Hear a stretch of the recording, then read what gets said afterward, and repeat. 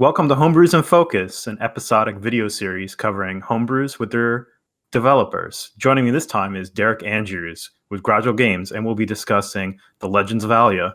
Welcome, Derek. Hi, thanks. Glad to be here. That's great. I'm glad you can join me and make the time. Great game, and I hope we can learn something about together for the viewers. Before we kind of jump into it, I was hoping you can give maybe a short intro about yourself, Gradual Games in general. Sure. I was really interested in game development for a long time. I first started really when I was like 13, but without going into a ton of history, I got into NES development after college, wanting to resuscitate my game development from my youth. And I eventually was pointed to NES Dev by a coworker, and found the what was then parodius.nesdev.com, I believe, and started looking at tutorials. And the rest is history, I guess. That's how it goes. So where did Legends of Owlia come from? I think I understand this was kind of a childhood ambition for you, this project. Yeah, so the history of the Legends of Owlia stretches all the way back to a fifth grade enrichment class where we were put into teams and we were told to come up with some kind of creative project idea.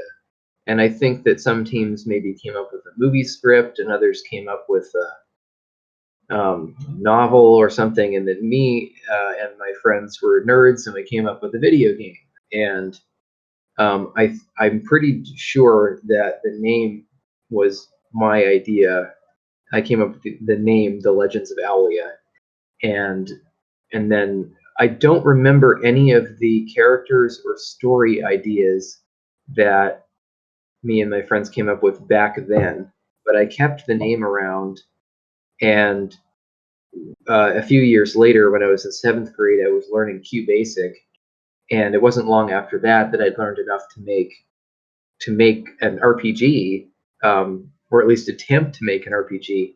And I used that name from what I'd come up with my friends some years earlier, and started creating a sort of Final Fantasy I style RPG. And it bears no relation whatsoever to the ultimate incarnation that it turned into on the NES. Really, only the name survived, and the idea that there would be this mysterious white owl that appears in a tree is the one idea that I think survived all those years. But it became something totally different.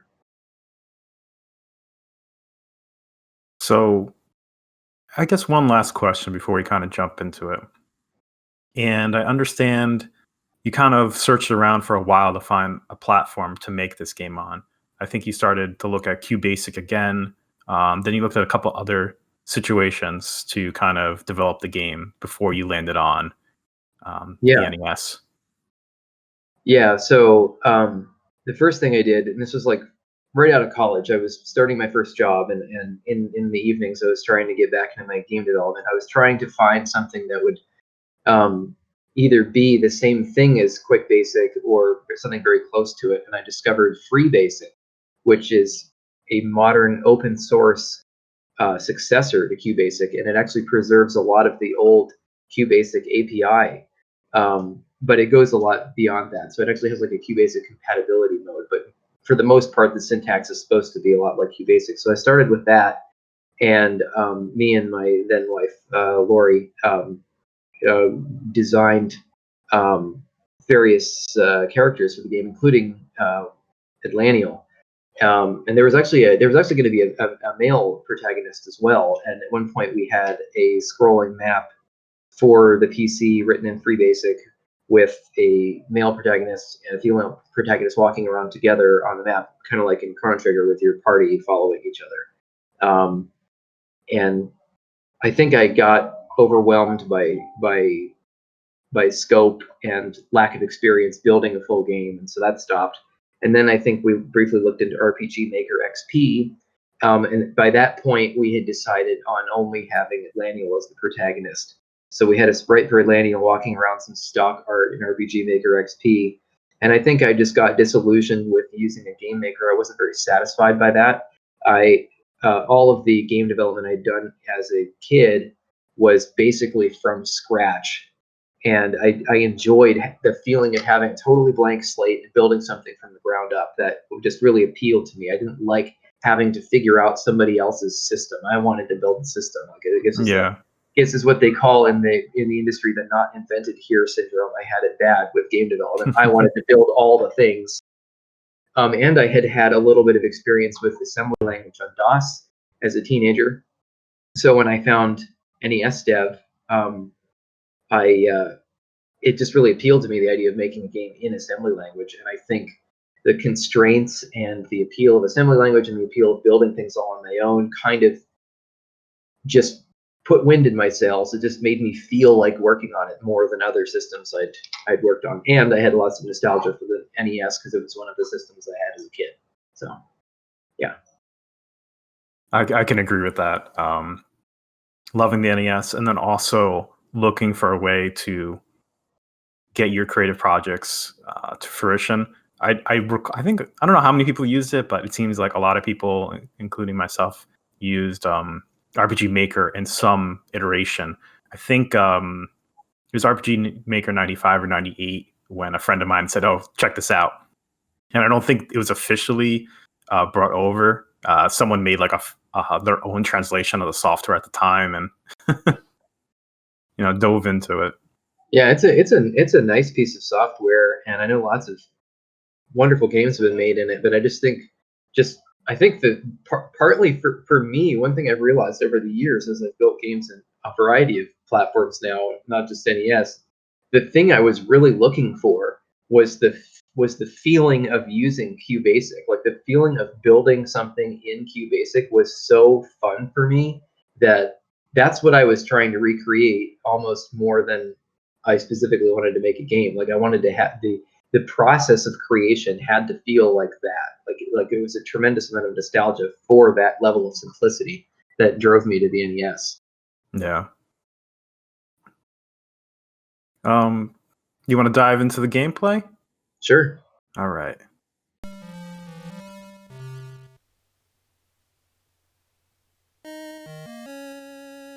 So I guess the short story of this is Mermon, the king of the mermaids, has taken over the land, and you have to rescue the 6 great owls that are captured. Yep. He got jealous of the beautiful lands above. He got sick of his murky, algae-filled, dark underwater world. Maybe there's too much pollution and he got mad.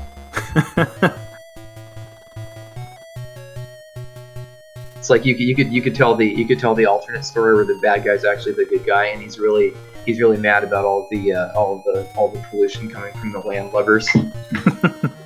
I find those interesting when you flip the context, or someone makes it like from the other view. Yeah. Although I'm nostalgic for pure good versus pure evil, so I'm happy to leave it at that for this game. So this was your second game for the NES, coming off of Namelos Storming the Castle.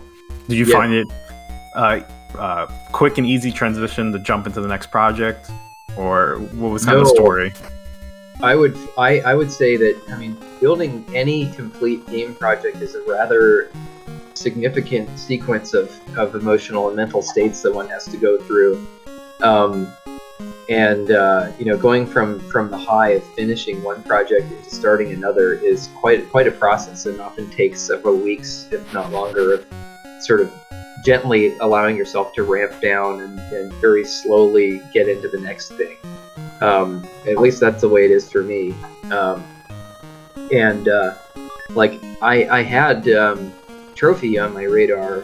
Mm-hmm. when I was gonna make either Owlia or Trophy as my second game, and I think I picked Owlia because I failed to finish it as a teenager, and I have I had sort of a vendetta against a guy I knew online as a teenager named Lord QBasic, and I really wanted to like finish the game that I failed to finish back then, because he failed to finish his RPG, and I had a big falling out with him and a big prideful sort of thing going on. This is when I was a teenager, but I still felt like I had to resolve this and finish The Legends of Owlia, so I feel like I defeated him once and for all, which is kind of silly, having a vengeance quest against a teenage foe when you're an adult, but that was part of the reason why I picked Owlia.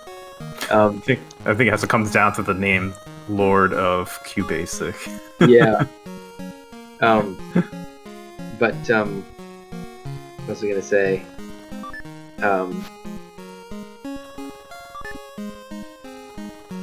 Sorry, having like a mental train wreck all of a sudden. That's all right. Well, in the game, right? I remember. Yeah. It's that I think that when you come from the kind of the sort of golden age of video games, like I did from my generation, you really want to make a game. Then you really don't know when you are making your first game what you're getting into and how hard it's going to be, and it's very easy to make decisions that make the scope so huge that you're virtually guaranteeing yourself that you're not going to finish your project, or it's going to take a lot longer than you thought. And due to some lucky circumstances and nuggets of wisdom I had acquired, I was able to accurately determine for my first game, Anomalous, I gave myself actually 5 years to finish it, and I wanted to take 3.5 years. And then Owlia, I took the same approach. However, even with all of the massive brakes that I put on my own ambition, I still, even when I made concessions later, I still ran into things that were so difficult that in retrospect, I wish I had constrained it even further, given my level of experience and the difficulty that building a game of this scope presents on something like the NES. Yeah, I hear that often. When people jump in, it's just if you aim too high, when you're learning, you burn yourself out, or it becomes it's just a weight on your shoulders that you should, start a little bit lower. But in the end, this game turned out great, despite any kind of concessions you made. It's been well received by most. Thank you. Yeah, but so one of the nice things about creating a game for a retro system is that it forces you to make all sorts of decisions early on about the scope that are actually very helpful for finishing a project. It's still, of course, possible to get overambitious on almost any system, but if you try to make something in like RPG Maker XP or Unity or whatever, there's virtually no limits whatsoever, and so it's very hard to rein yourself in when you don't know what it's going to be like actually building out the game. Yeah. So far in the game, you've awakened in the town, and you have your companion Taito, which is your basically like an owl familiar in a sense that has some abilities, and you start off with Rush, which is an attack, and Fetch, where you can grab things kind of out of reach by the main character. And we kind of get a sense of the story right now as you meet one of the Great Owls. Yep, and this scene is the idea that I think survived since that meeting with my friends in 5th grade. So that's the only kernel idea of the Legends of Owlia that stayed alive since 1995.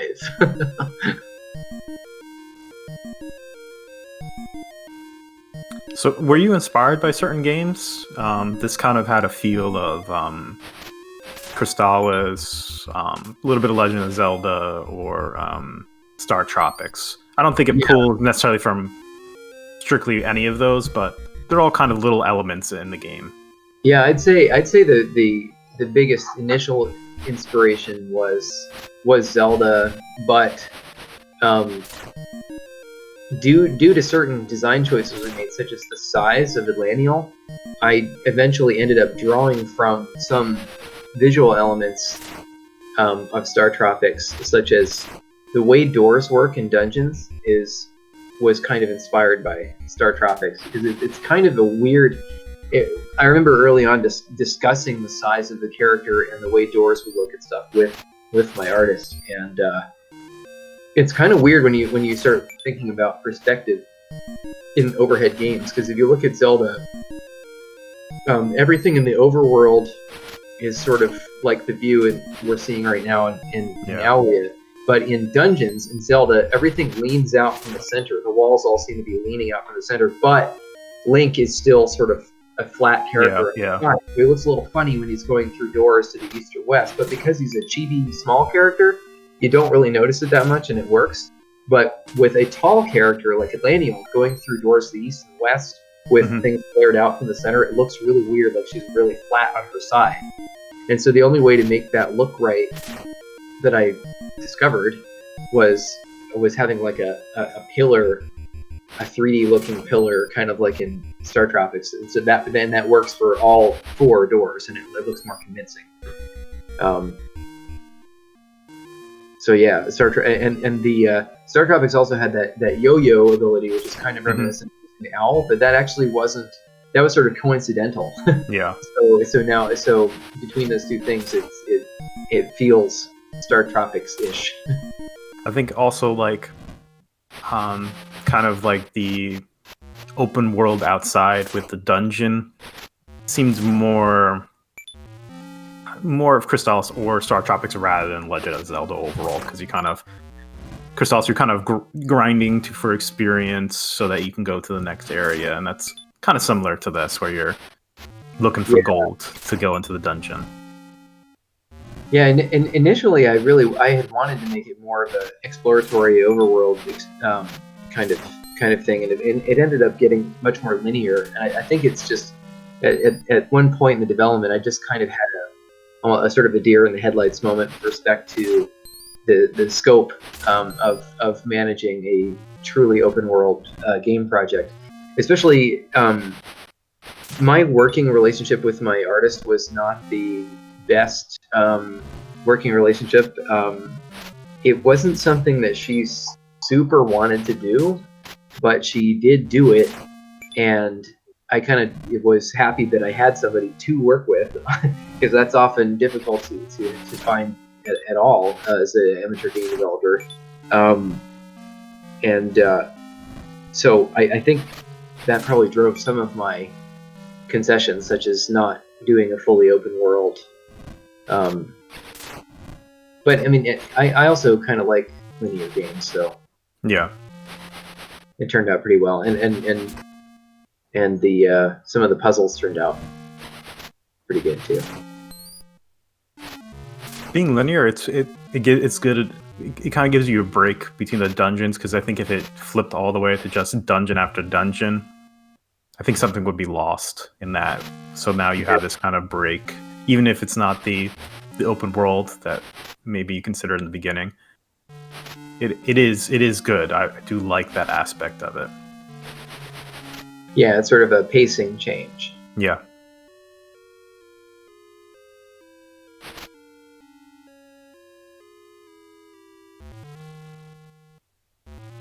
You'll see me struggle a little bit with some of these. Oh, and when you met the Great Owl, now you have the unlock ability, which you need for the dungeons to, so Taito can unlock certain pillars for you. Yeah, programming Taito was so fun. I think that was one of the highlights of the project was programming Taito. There were a lot of hidden complexities that came up from getting him to work. Like, there was a bug that Taito had where when he starts following you, I have to determine what direction the sprite faces. Like there's four directions that he's drawn in, northwest, east, south, but he's moving in basically an infinite number of angles, and so I have to look at a range of values to determine which direction he should be pointing. And if he was going at just a certain diagonal, he would alternate between two states. Like if he's going diagonally south and east, he would alternate between pointing right and pointing down, and sort of wobble really fast along that diagonal. And so I had to come up with this really crazy scheme that remembered the last several attempts for him to turn, and would only allow him to turn if the last like 4 states where I tried to turn south, and that stabilized. I guess that's called debouncing in engineering. So did that solution come naturally, or was that kind of a learning process to figure that out? Well, it didn't come naturally. It was it's very time consuming. I came up with ideas for how to implement it, and just had to tinker with it and iterate on it for I don't know how long. Probably a lot of the features, like the scrolling or Taito flying or whatever, each little thing took several weeks to iron out. It's not something I could bang out. Yeah. They're all quite tricky. And eventually the code got so big on Owlia. I had this crazy bank switching scheme where Atlanteal's state machine would call into Taito's state machine, and then that would call back into Atlanteal's state machine. And then there are 2 different banks, and so there'd be like multiple trampoline calls stacking on top of each other to call back and forth. It became quite a crazy system. I don't know. Do you want to keep things more on like a gameplay, game design level, or do you mind technical responses like that? No, both are good. Okay.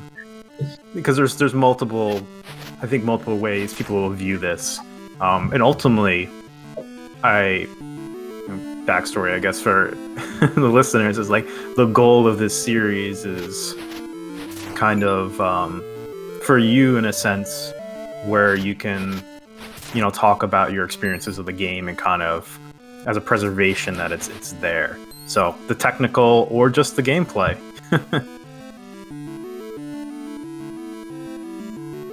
So we just finished the first boss. I really like your bosses. I was wondering, I think, do you enjoy that aspect of it? Because they're always pretty creative, with Trophy.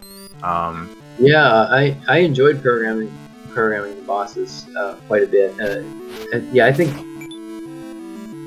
programming the bosses both for this game and for Trophy, and probably Anomalous too, are some of the most interesting state machines to create, the sequences and so on. Maybe that's why you liked programming for Taito so much, because it's the same aspect, but you're gonna be something with you the entire time as playing it. Yeah.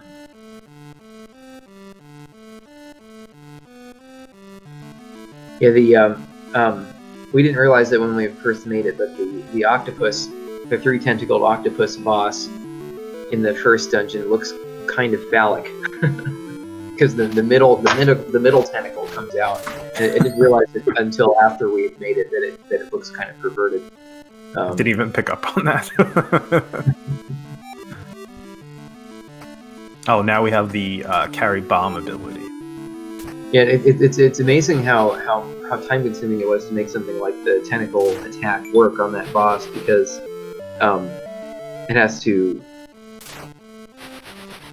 it has to basically modify. Actually, I can't remember how we did it. You either had static sprites that just extended really far, or we modified it in memory. I can't remember now. I think they were static, but it was just quite time consuming.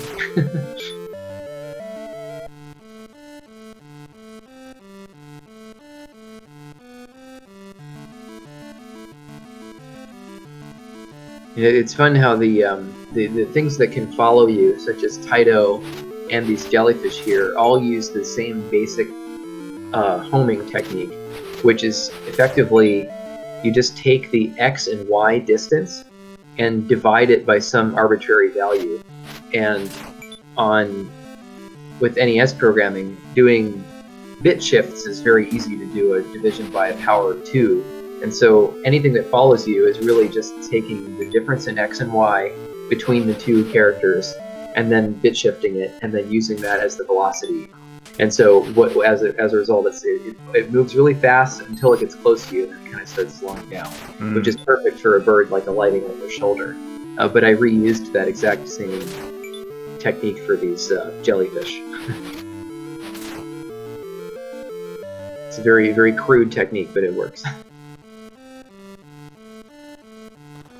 How did you match sea creatures with world theme? So now we're like in the snow, ice, how did you decide jellyfish?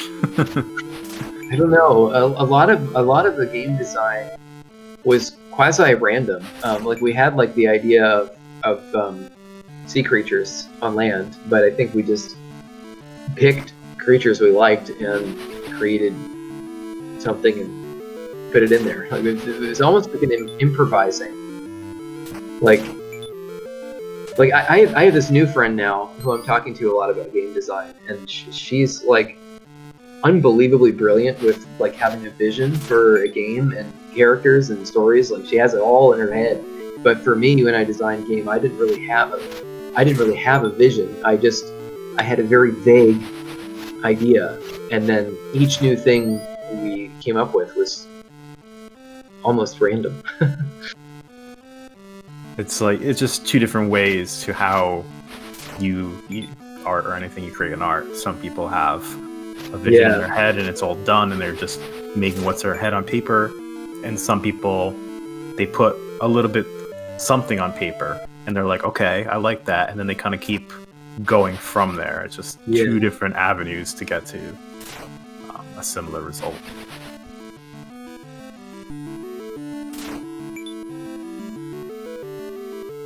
In retrospect, it's kind of funny that the owl is used to open a chest that's on the ground. It's like Laniel can't bother herself to bend over and open the chest, just have the owl do it for her.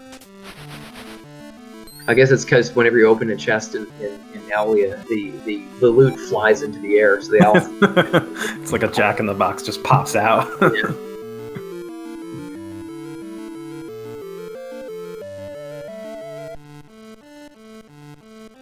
Yeah, so every overworld is sort of a fetch quest of gold in order to be admitted to the next dungeon. And so some might see that as sort of the filler material. And I kind of feel like it was because I wanted it to be a more exploratory, overworld thing where you have to go talk to people and they give you clues, and it's kind of vague, like Zelda. Mm-hmm. You don't know where the next dungeon is, but due to scope constraints and time constraints, I eventually settled on something more linear. And fetch quest is, one way of solving that problem. It's not that unsimilar to other games that you have to be a certain level to go somewhere. So instead, you're kind of getting experience or XP rather than gold. Yeah. This one's better than, I think, ones that they don't tell you, as you just end up at a boss and you're just not the right level, so there's just no way you can beat them. You just keep dying and you're like, what's wrong? I think Chrysalis does that. You have to be a certain level to cause damage to a boss, but it doesn't tell you that.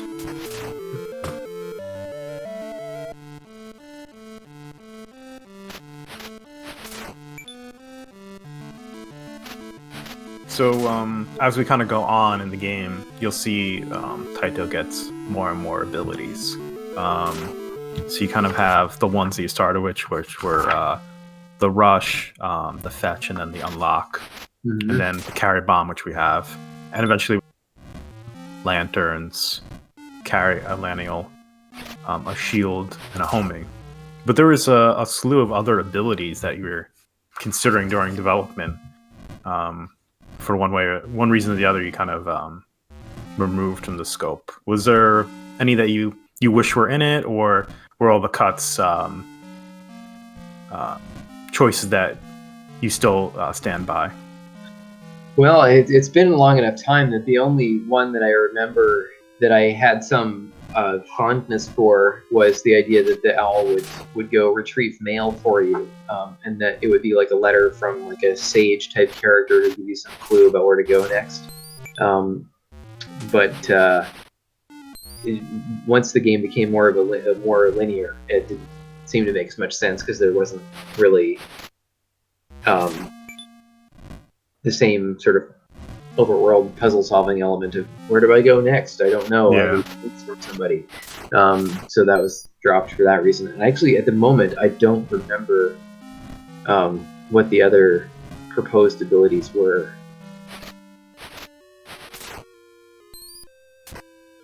I think at some point you were considering having the owl have its own health or energy to kind of pair with these abilities.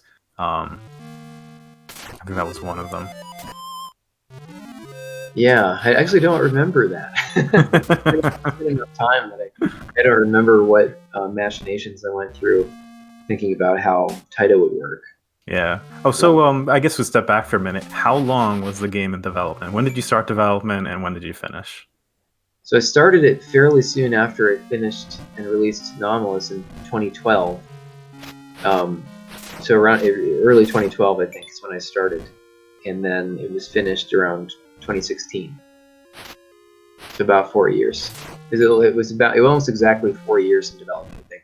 It's about a half year longer than Anomalous.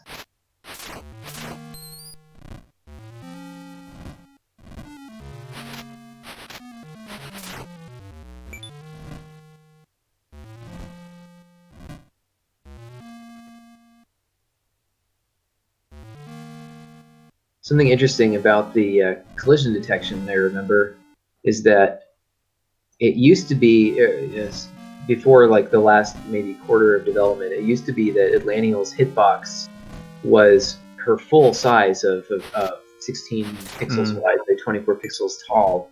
And so when she would go past things like those spikes,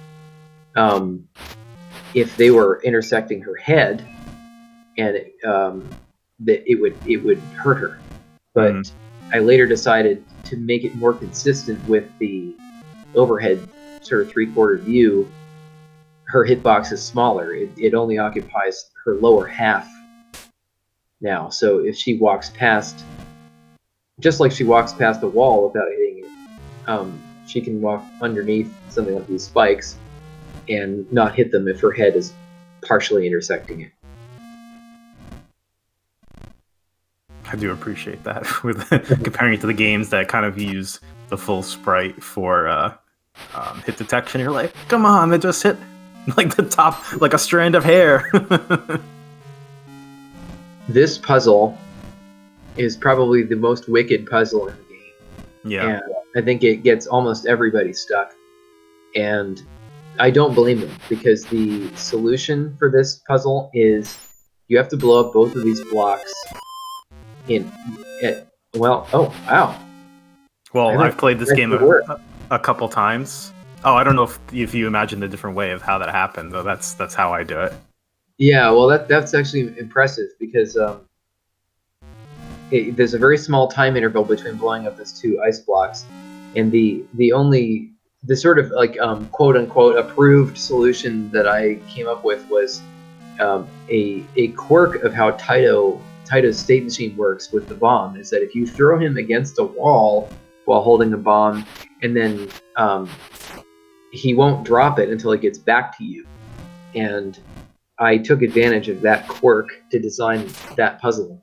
But apparently and maybe that wasn't in use in that scene. I couldn't quite tell because it was going against a different wall than I usually use. But it looks like it may be possible to solve the puzzle without using the quirk, which is probably a good thing. But there's more than one way to solve it. I think it helped. It says in the manual, gives you a hint. There's a NPC that kind of gives you a hint.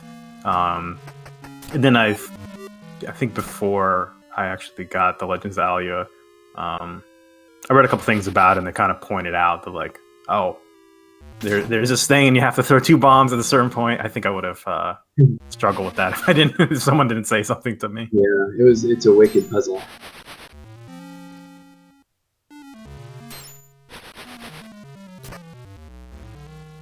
Yeah, I think this is the only dungeon in which bombs are super useful. I can't remember if they come into use again.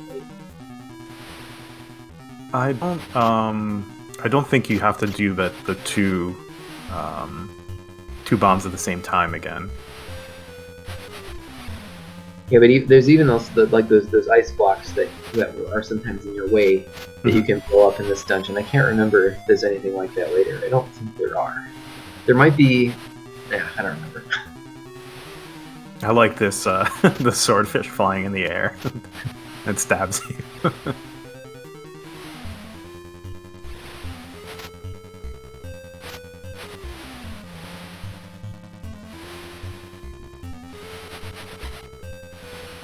It's kind of similar to the jellyfish, like a subversion of their ability. So now this swordfish is kind of like a dart flying through the air, and the jellyfish were kind of tentacles going across you.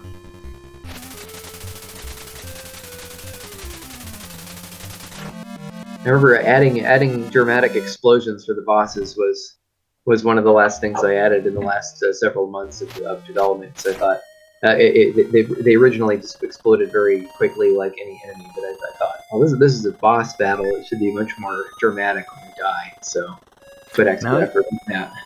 Now you pointed out that the sound is very similar to the trophy one, except the trophy one's just a lot more of it.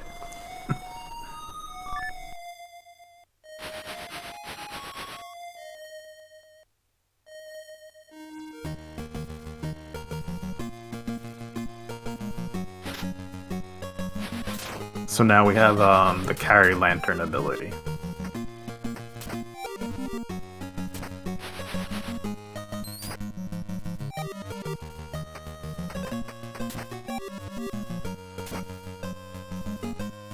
Yeah, this was kind of a fun.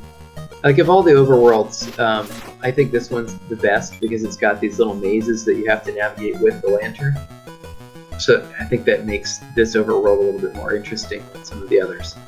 It's still a fetch quest for gold, but it's got these dark mazes thrown in. And then this guy gives you this hint right here, which is very important for the next dungeon.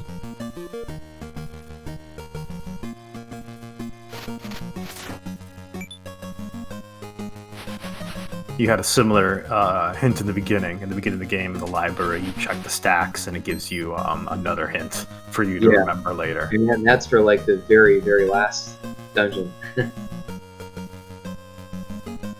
Are you putting audio of the game in post? Yes. Oh, you can't hear it? I can't hear it now. Oh.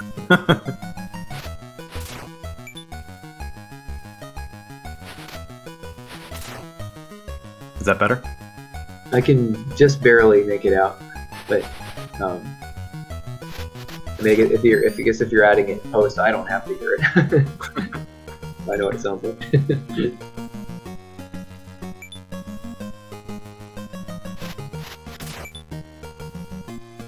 I was very happy with the theme song for this overworld. It has a very adventure feel, like you know.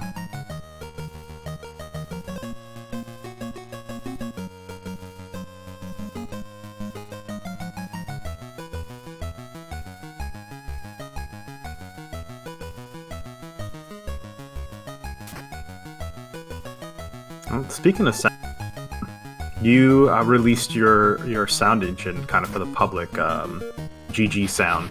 I don't know if you released it after this project, during it, or before. I think I released it during Owlia, yeah. Actually, no, I might have released it even back in the Anomalous days. It wasn't always called GG Sound. The first iteration of it was just called Sound Engine, and it was included with a plug-in system for FamiTracker that I actually added to FamiTracker with permission of the guy that maintains it, JSR, I think is his name.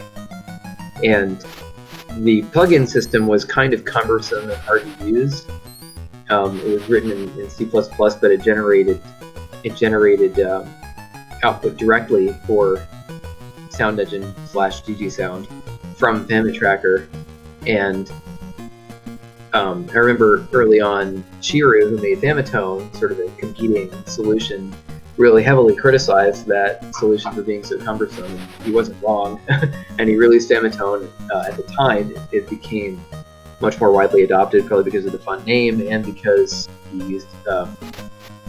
I think he just used, like, FamiTracker has like the ability to export text, and it was just made a lot more sense to write a simple script to translate the text output rather than having this big cumbersome plugin system. But in any event, I stuck with it and made it easier to use over time, and eventually changed it so that it wasn't the cumbersome system, but instead used the text output in a script. And I just kept adding to it and changing it over.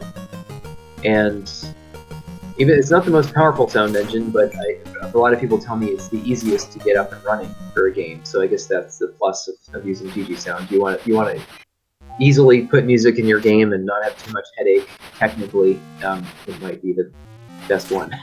And I remember before it became called GG Sound, the first instance I remember of somebody using it was a perhaps lesser known NES homebrew called Starkeeper, by a guy in China, and he actually put Sound Engine in the credits. I was quite happy to see that it was in use. And I think that event is what inspired me to give it a better name and to make it even better, because I thought, oh, well, it's already useful to somebody, maybe it'll be useful to somebody else.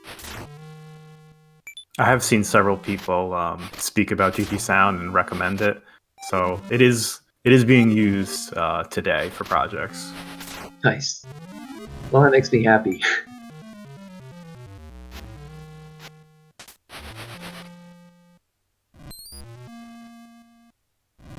Releasing those type of projects for the community, is that something that's important to you?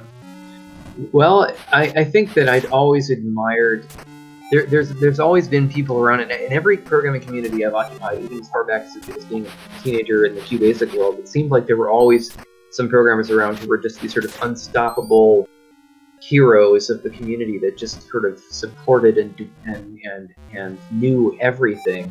And I guess I was always inspired by those people. I was like, I want to do something like that. I want to be one of the people that people really look to for help and provide something that helps people. And I don't think that I quite became one of those in this community. Like, I'm certainly no Temples or Memblers of these guys that seem to know everything there is to know technically about the system. But I am happy that I managed to create one thing that other people use.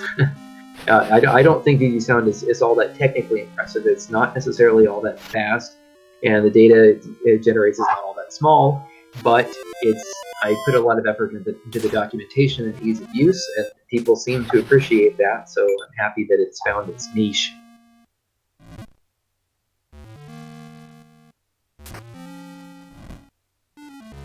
I do admire that, because people can just sit on their own tools and just not release them or not make them available. Releasing them and providing documentation is something that can be applauded. Yeah, and it's hard too, because like I wanted to release my other tools. Like I made a map editor, I made a graphics editor, kind of similar to NES screen tool, like Shiru made, and all of these things had some pretty nice features in them. But I was really hesitant to release more of my stuff, because anytime you release something publicly for people to use, you open yourself up to complaints or bug reports or feature requests. And once you do that, you always feel like, well, I want to support these people because I put this out there, and the reason I put it out there was to help people. And so if it's not serving its purpose, I need to make these changes. And so once you do that, you sort of open yourself up to a whole lot of extra effort on the side that has nothing to do with your current game project. That did happen with GG Sound a number of times. There would be sort of a flurry of requests on NES Dev for feature requests and bug fixes, and I would put an enormous amount of effort into it. It's like, when you put a piece of software out there to make it robust enough for people to just jump in and use, it becomes a whole different beast from a personal tool. So yeah, like anytime one, and I don't think I even really knew that when I was going into it. I just knew I wanted to put something out there, but I didn't.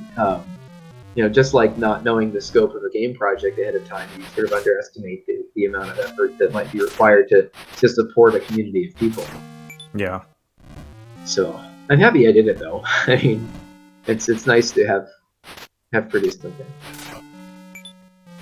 I think that's why some developers, maybe on the onset, didn't think they were going to release their tools open source. I think at some point, some ultimately do release some open source. To the point that's saying, like, open source, change it as you wish. Just, I'm not making more changes.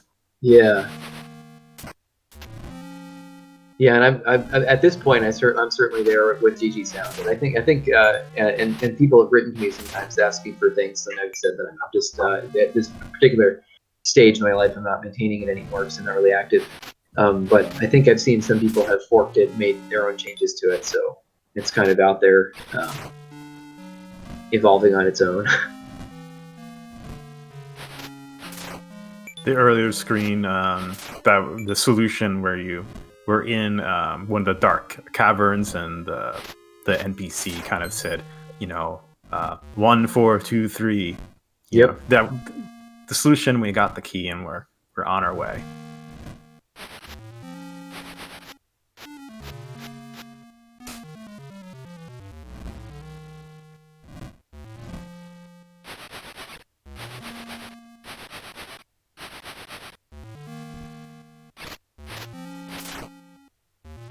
The palette changes from dungeon to dungeon kind of really help, because more or less there are differences in the rooms, but that palette change kind of keeps it a refresher. Like, you're not repeating the same thing when you go from the ice world. And I think the textures are subtly different. Like, they're pretty similar, but I think they were changed somewhat. It was amazing at how much, like, even with designing tiles for a dungeon, there were so many things that one doesn't think about initially. Like, at one point I was considering having holes that you could fall into, like in Zelda, and I think I cut that because it was a similar problem to solving the problem of a tall character walking through a door on the east or the west. It would just look funny having her fall into a pit from certain angles or something. Although maybe not. Like, you could have her sprites cut off as she falls down, but I think I just decided it would be too annoying to program. And furthermore, sometimes, like, even though Zelda's a great game, but there are times when you fall off of things so easily that it gets kind of frustrating. So maybe I just thought it'd be better not to have the player worry about that. But I don't know. Could have gone either way.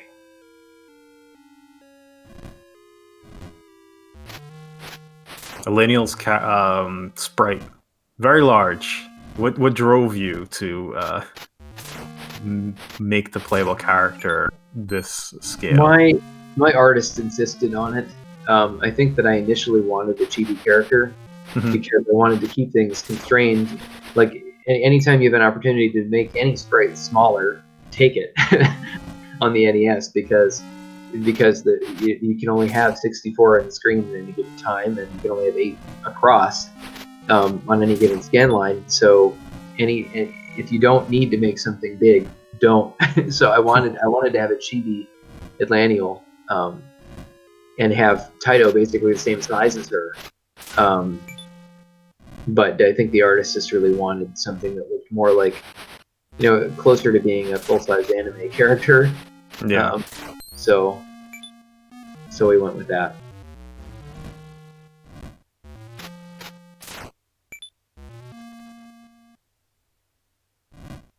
I kind of got lost in here at this moment, backtracking a bit.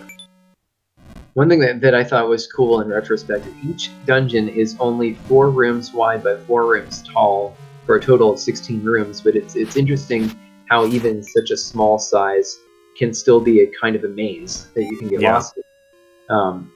And I was happy to see how many different configurations and puzzles could fit in such a size.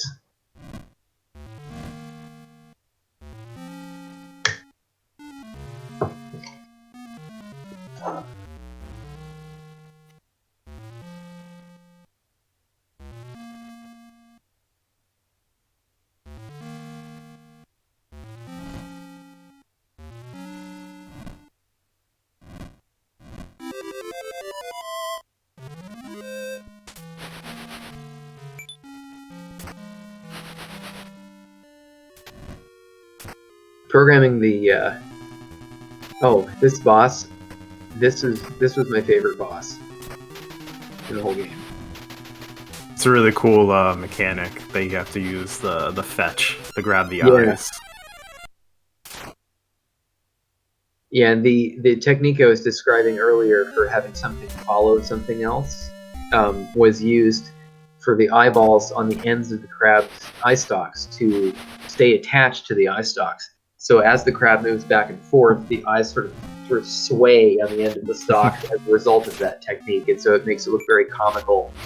And just the act of fetching it was really fun.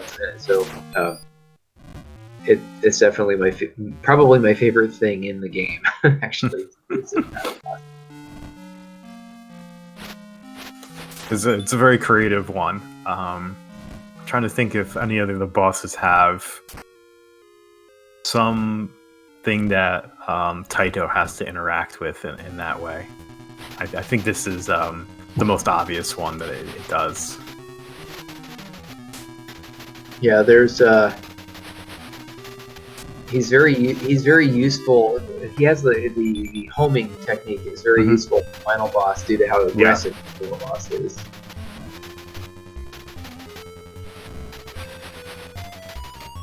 And I remember programming, getting the animation for the crab legs here to look right was really a big challenge. And I think because the artist was not very, I mean, she'd never made any video games before, and I hadn't either, and so, but she hadn't done any animation before, so we kind of had to both figure out how to do it. And I think that I eventually settled on, okay, just draw one crab leg and in several different positions, and then she gave me the one leg and the body, and then I went in and superimposed the leg in different positions so I could get all the different animation frames for the boss. So it was sort of a collaborative effort to get the animation going.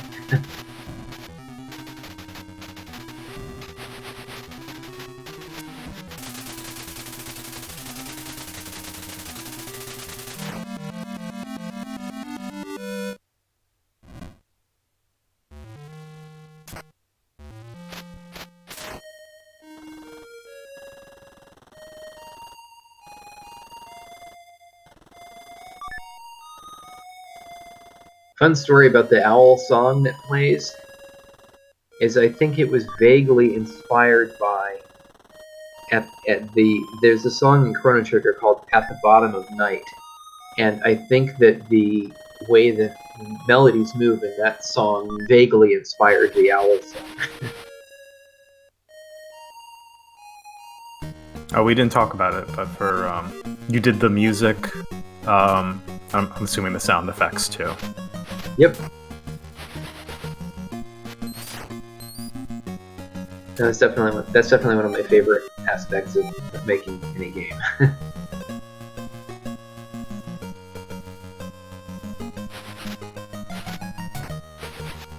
Although I'm starting to learn a little pixel art now. All these small Pico 8 projects I'm doing now, I'm starting to do all the things, including pixel art. Trying to learn pixel art. And you're doing a lot of Pico 8 now, and we could talk about that in the closing, about all your other projects, but you've been putting a lot of your efforts into those. Yep. a little tip for other people who will play Owlia. If you let Taito fetch the gold that's in the clams, you get a lot of gold.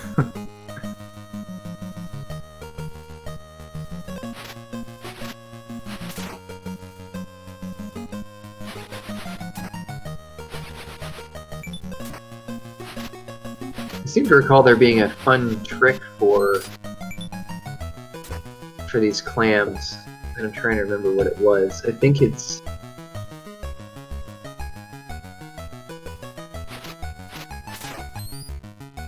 Because if you just go up and just attack the clam and kill the clam, you get no gold, sometimes gold. But if you fetch the gold out of it, then you get 1,000 gold. Yeah.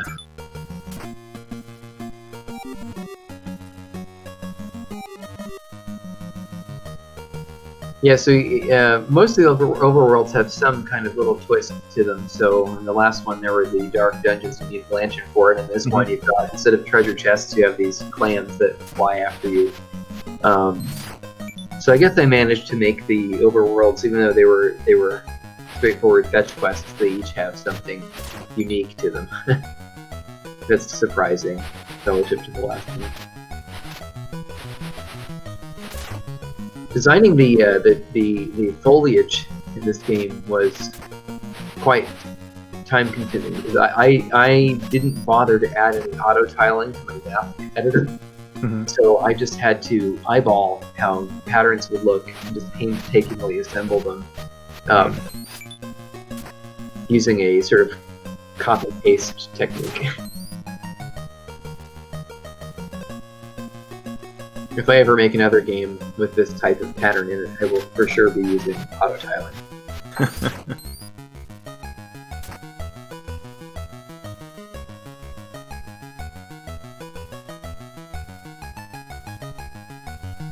And now we have the carry lineal ability, which we'll use right before the dungeon. Yeah, the carry ability was this fun.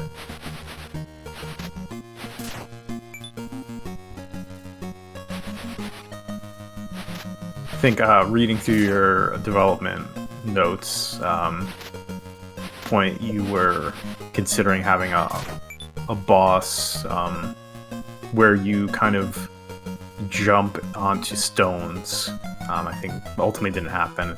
I'm thinking that you would use the carry lineal to kind of step on kind of like something like you did with the switches that are later in this dungeon.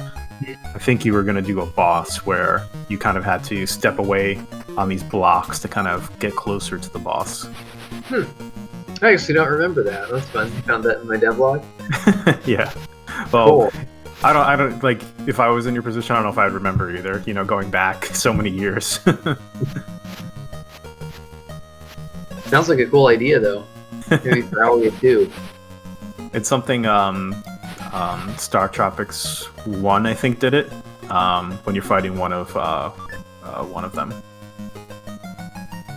Oh, that's another thing this game kind of borrowed from Star Tropics was the moments, especially this dungeon, where you're hopping around on blocks that have switches on them. Mm-hmm. Very similar. It's almost C&D similar. And looking at the overworld just prior to having entered the dungeon, it looks like some of those areas on the temple outside could have used some shadows to evoke that you were on a higher plateau.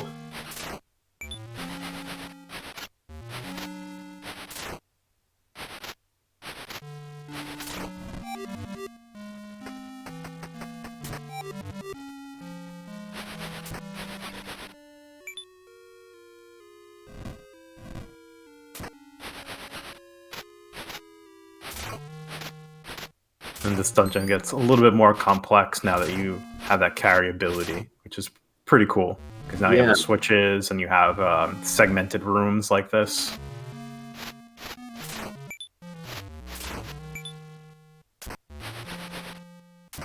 Yeah, this might be one of the more interesting dungeons in the game. Especially once you get to the switch puzzles.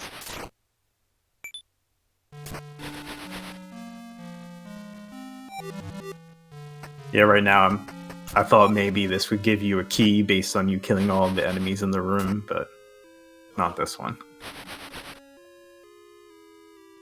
Yeah, that's certainly logical to think that, given that there was a very similar configuration of the earlier dungeons. Yeah. Yep.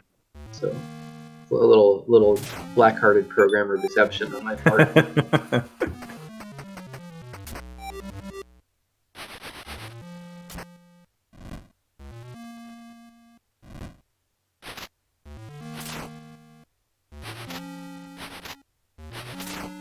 I remember being inspired to use Screen Shake by Julius of Morph Cat Games, because of Super Bat Puncher. Super Bat Puncher. Yeah, that was the first time I'd ever really noticed Screen Shake. And I thought, well, that's pretty neat. Maybe I should do that too. It gives a really good feeling to the player, like, you know, when the screen shakes from the pillars coming down. So yeah, gives you that sort of like Indiana Jones, like kind of feeling. Went into a room with traps in it. Yikes! But so these switch puzzles were really a can of worms to program for a number of reasons. One was the way the puzzles were designed was also kind of quasi-random, because each button was assigned a bit mask, I believe, and so each time you hit one of these buttons, it would pop up any certain other buttons that hadn't already been depressed. And I just kind of experimented with these bit masks on the buttons until it felt like an interesting puzzle. I didn't really have an idea exactly how it would be executed. I just kind of played around with those elements until it felt like a puzzle. And then on top of that, on the top of the screen at any given time in Owlia is a 16 pixel wide black bar of pixels that hides scrolling updates. And I did not use a scanline counter mapper for this game. I used Unrob. So to accomplish that, I had to make my vertical blanking routine, which happens 60 times a second. I had to make it run at the exact same amount of CPU cycles every frame, and have it, and then actually continue with an empty loop into the next frame with graphics turned off to create that bar of 16 pixel wide scroll update hiding. And the scroll update hiding is only necessary because on the normal mappers you only have 2 name tables, which enables you to completely hide scrolling artifacts in one direction. But if you want to do it both directions, you are forced to show some tiles being updated. So I had to, I didn't have to hide them. Some people like to straddle the updates between an 8 pixel wide bar on the top and an 8 pixel wide bar on the bottom. And so on old TVs, because of the NTSC's limitations, you don't see those updates very well. So sometimes people just leave it at that. But I decided not to, because a lot of people will be playing on emulators or be playing with the AVS. And because of just sort of being in the NES dev world, there was a bit of that sort of competitive desire to have a technical achievement like that, I guess. And so I made the regrettable decision of creating a scrolling engine that could perfectly hide the updates. And as a result, I spent so much time, in order to have my vertical blanking routine take the same amount of CPU time every frame, I had to have empty loops running that were governed in how long they ran based on the parameters to the vertical blanking routine. And so for the switch puzzles in this dungeon, depending on how many switches popped up at a given time would affect how big that bar was, because of how many name table tiles were being written. And so I had to have these extremely complicated tables of values for how many times to run the empty loop to keep that bar at the top stable. And in retrospect, the amount of time and headaches I went through making that look right was just mind-blowingly insane. Like, in retrospect, I could have designed the dungeon not to scroll between rooms. I could have just had it fade out, fade in. And I could have made the whole game like that. And in retrospect, I wish I had, because the technical challenge of making all the scrolling work, both in the overworld and between rooms in the dungeon, was so massive that, like, imagine if I'd used all those headaches and time for additional puzzles and gameplay. I think the game would have been better. But instead, my pride directed me towards a technical achievement alongside the game, and I'm not so sure I'm happy with that decision. Because I think some of my favorite games don't have scrolling. They're just still screen-by-screen games, and all of the focus is on story, gameplay, and enemies. And I think given my constrained resources and scope, that might have been a better decision. Yeah, that's something. Anyone that does like any kind of project, like those things they call lessons learned, it's just you don't know it until you encounter something like that, and then in retrospect you go on to the next project and you're like, if you start going down that route, you're like, oh, recall that and let me try something different. That's just something that happens. I mean, I definitely don't really. I mean, I don't really regret it because it became the unique thing that it is. So I'm happy with the game. Like, one of the craziest things in Owlia technically was you can fire Taito with fetch at an item in one dungeon room, and then start walking towards another dungeon room. Scroll to the next room, and Taito will show up with the item he picked up in the previous room and bring it to you. And so there's that, and then and the enemies in the room you're scrolling away from will stay on screen as they scroll off, and the new ones will scroll onto the screen without fail. And like, I could have taken any number of shortcuts there, like make all enemies disappear and make enemies appear when you get to the new room. It would have been so much easier technically, but instead I decided to keep them all on screen at once and allow Taito to pass between rooms. Like, and those two things as well were just enormous headaches to get right. And I was gonna say the end result is very impressive. But it's funny because I remembered the horrors of getting that working when I did trophy, and so whenever there's a screen transition in trophy, enemies disappear and then they come back. I didn't want to go through that again. And most games that I think Mega Man games, they just do that. Everything just sort of vanishes. You scroll in the room and then they pop onto view. It's just technically so much easier to do that on a system that is so constrained.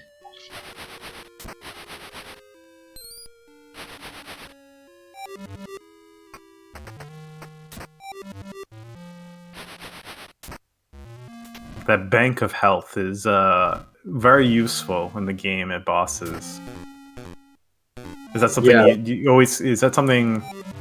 How did that make its way into the game? Was it always there, or like is that your health? Yeah, it's stored health. Kind of like potions. It's in your inventory. You kind of have a bank of it. You pull it up.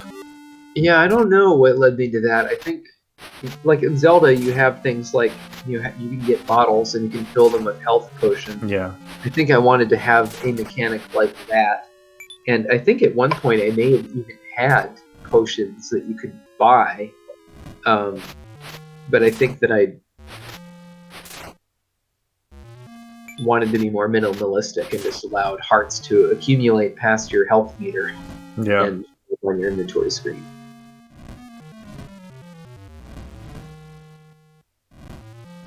It's interesting because that could be used as kind of a self-imposed difficulty or hard mode. You just don't use those, and the game becomes harder. Yeah.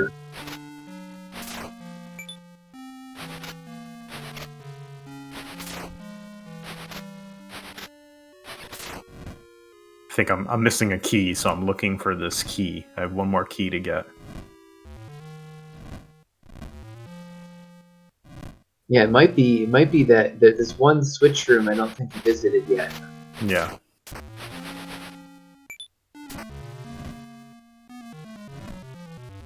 I think you're almost there, actually.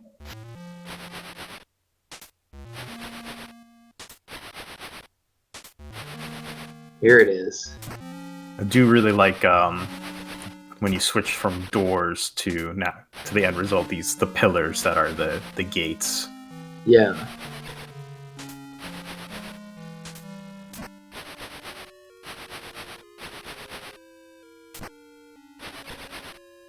I remember just programming the animation of the pillars was quite an ordeal in and of itself.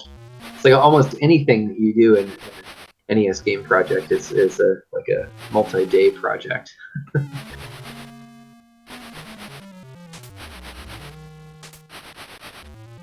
I did find that fascinating reading when you set up kind of goals of the day or a task list and kind of cross them off the list, and then you revisit it because one reason or another. Very interesting. Yeah, it was just helpful. It was very helpful to do that on a daily basis because creating something like this is such a daunting task. You kind of have to break it down, and when you write it down, it takes some mental load off because then you're only focusing on some tiny thing. Yeah. At a time. So, like when creating a scrolling engine, it might just be drawing a horizontal row of tiles. And that's it. And that's all you're doing today. We're just going to write one row of tiles. It is very helpful. Any kind of, besides games, any complex thing you're doing to break it down into smaller tasks and something that's achievable, and you cross it off and you kind of keep going. Yeah. Because like you're saying, things could be just so daunting. Just if your list just said scrolling engine, you're like 3 months of work. It's amazing how the difficulty of scrolling increases exponentially with complexity on the NES. So, like the simplest, like a single screen game, pretty straightforward. You just load a single name table, but then you do like one-way scrolling, and that's not so bad. But then you add two-way scrolling, and then all of a sudden you have to be a little bit more careful with how you handle attributes. But even that's not so bad. But then you go to 8-way scrolling, and you wind up with a massive nightmare on your hands because now you have the problem of you only have 2 name tables, so you can only cleanly scroll in one direction. So you have to solve the problem of how do you show the remaining name table updates. And then you also have the problem of like when you're diagonally scrolling, you have to have one of either the horizontal row that's being updated or the vertical row being updated off screen get the corner. You have to get that corner tile, and you have to update not just the name table but the attribute table as well, and then you have to span name tables. So like if you're between 2 of them, you have to draw a chunk of tiles on one name table and a chunk of tiles on the other, and it just becomes very, very tricky. There's a lot of mental arithmetic and mental gymnastics you have to go through to figure out how all of those things, how to parameterize all of those PPU data uploads. It's very tricky to work through them all. Would you do it again? Would you do another 8-way scrolling game? I actually would not want to write another one again. Trophy, I did kind of write a new scrolling engine for it, and it's halfway between the 2-way scrolling engine and an 8-way scrolling engine because it can either scroll horizontally or vertically, but not both. So it wasn't quite as complicated as the Owlia one, but more complicated than the Nautilus one. But I, after having made 3 games with 3 scrolling engines, I actually wouldn't want to do it again. I'd probably reuse one of the ones I've already built, if I could even figure out how to use it again.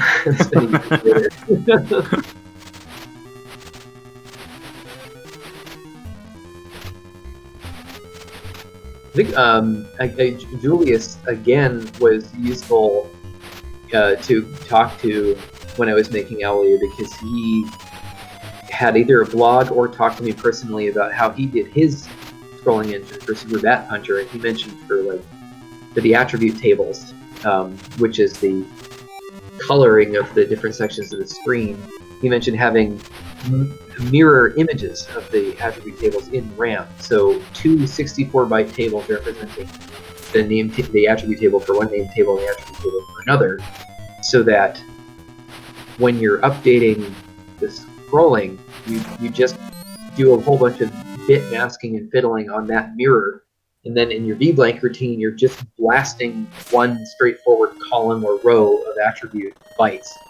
And so you don't have to worry so much about the crazy bitwise nonsense during VBlank.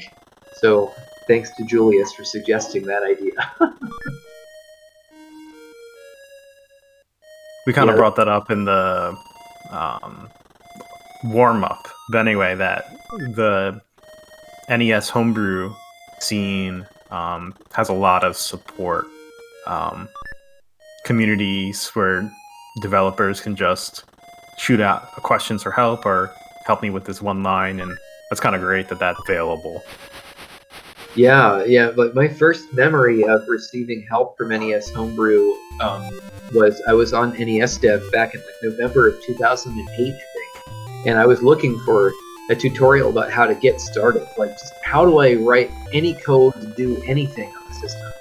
And Rob Bryant of Sly Dog Studios suggested the NES 101 tutorial and sent me the zip file for it. And it just so happened to be just about the perfect level of detail for me, because I had some experience with assembly language, so it wasn't completely foreign to me. But the tutorial wasn't completely hand-holding, but it was just enough that I was able to figure out how to get a picture onto the screen. Yeah. But yeah, that's kind of a fun anecdote. The first person that reached out and helped me in NES Dev was Rob Bryant. Now he's probably one of my best friends.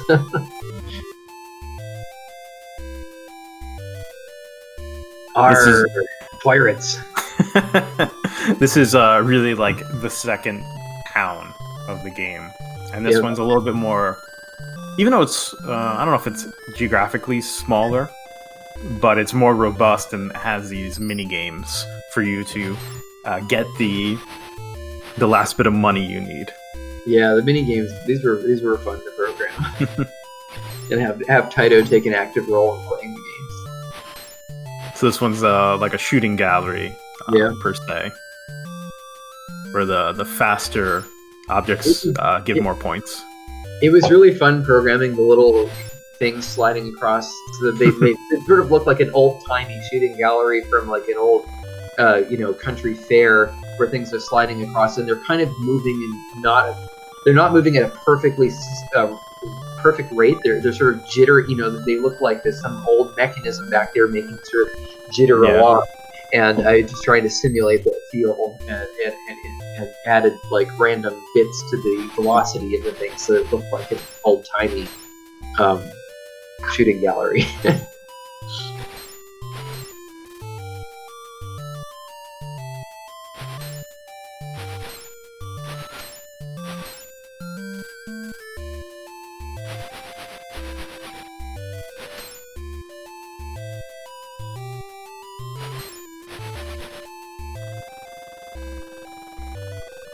It was fun. These games are sort of have a sort of gambling or risk reward kind of feel to them, so that if you lose, you're losing quite a bit of money, but if you win, you gain back quite a bit.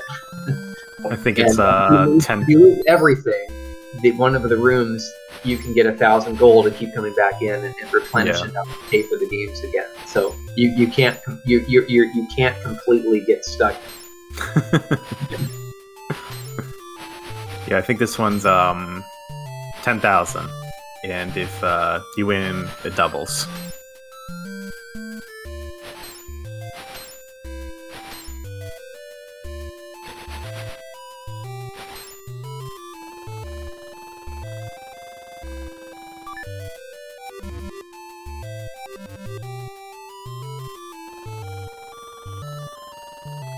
You see me fail at this so bad.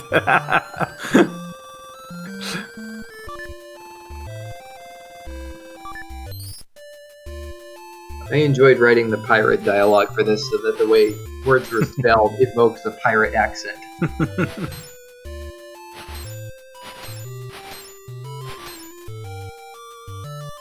I feel like it's kind of...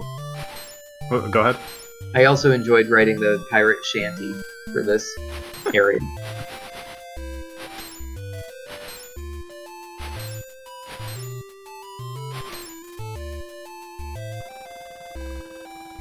You're in plenty points. Congratulations. Here's 20,000 gold pieces.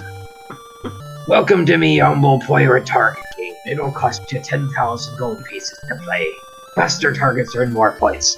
See the number at the top of the board. Will you pay?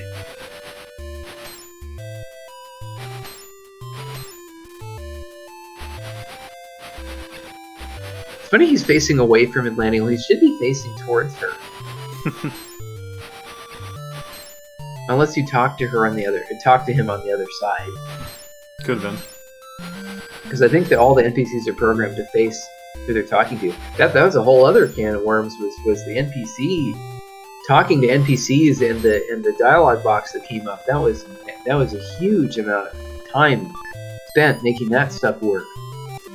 Like in the there he's facing her. So in the original first town, there are situations where you can talk to an NPC and the text box is partially occluding Atlantial or the person you're talking to or Taito, and I had to figure out, well, how do I make the text box hide this part of the sprites?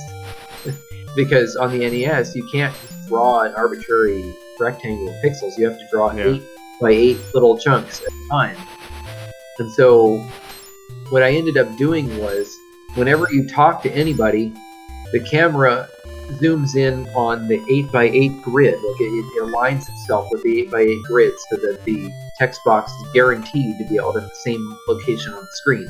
And then I made all of the sprites find what's the shortest distance they'd have to be nudged to align with the text box. And the maximum distance would be about 4 pixels vertically or down. So you might notice when you start a conversation or something, the person you're talking to or Atlantial will pop slightly, with just a few pixels, so that they can be cleanly cut off on the 8 by 8 grid by the text box. So some games, I think Crystallis, you can see artifacts from not doing things like that.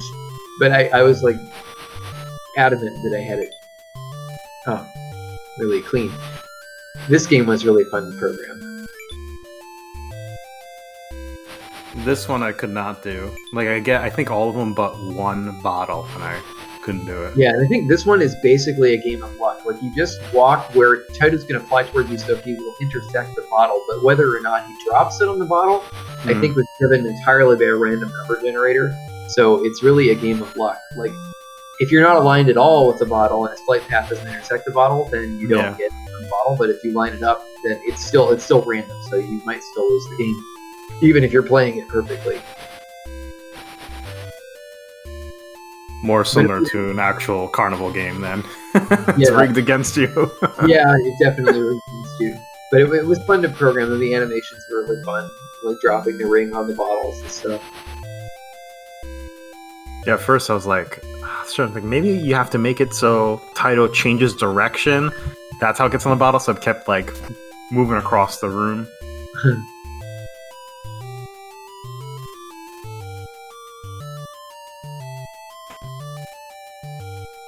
Yeah, one can easily imagine the scope of this game so much bigger. You can imagine this town being really big, and you go explore other buildings and go talk to some like creepy person in a back store somewhere that has strange items for sale, etc. I mean, if I had gone for the open world scope I was originally envisioning, I'll bet you I would still be working on it today. And that would be bad because the original artist would be gone. That'd be really out of luck. Well, that's what was keeping her around.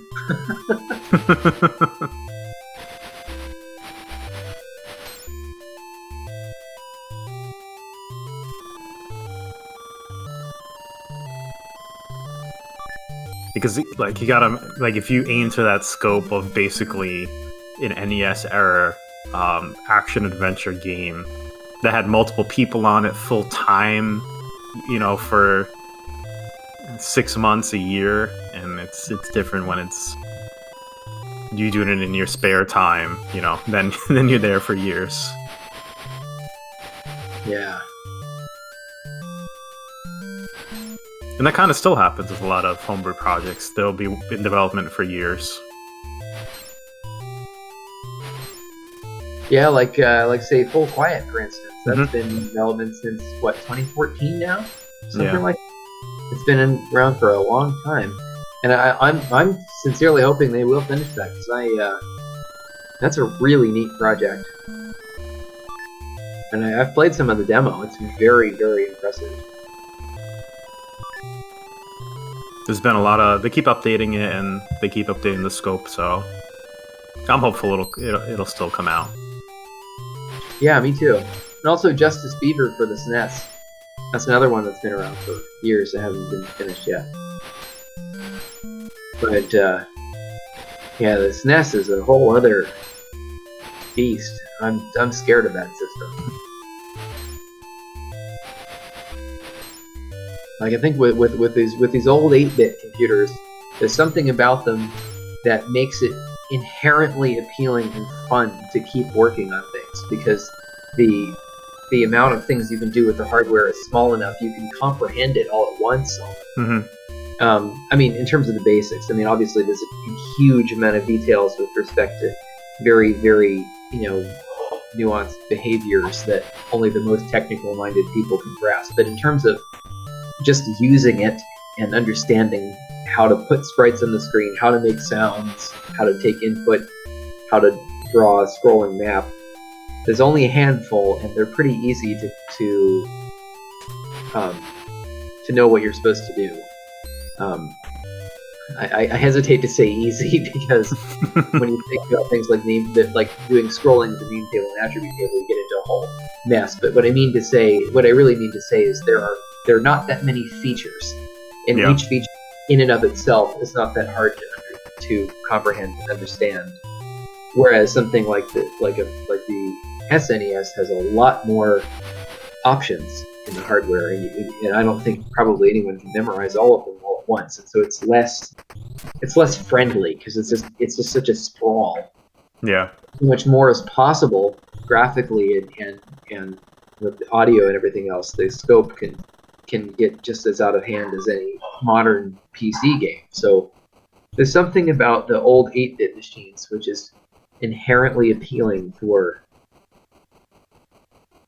It sort of gives you a feeling like there are fewer paths forward, so it's easier to decide which path to take.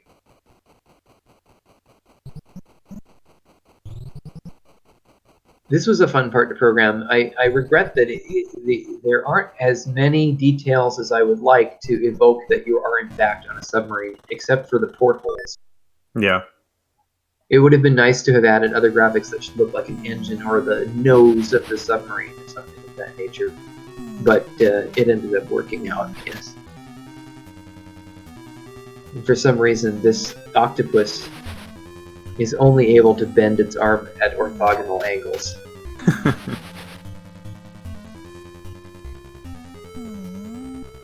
I guess this octopus has arthritis. This is a fun boss too. I like this one. Yeah, I think it was the only part in the game where I used.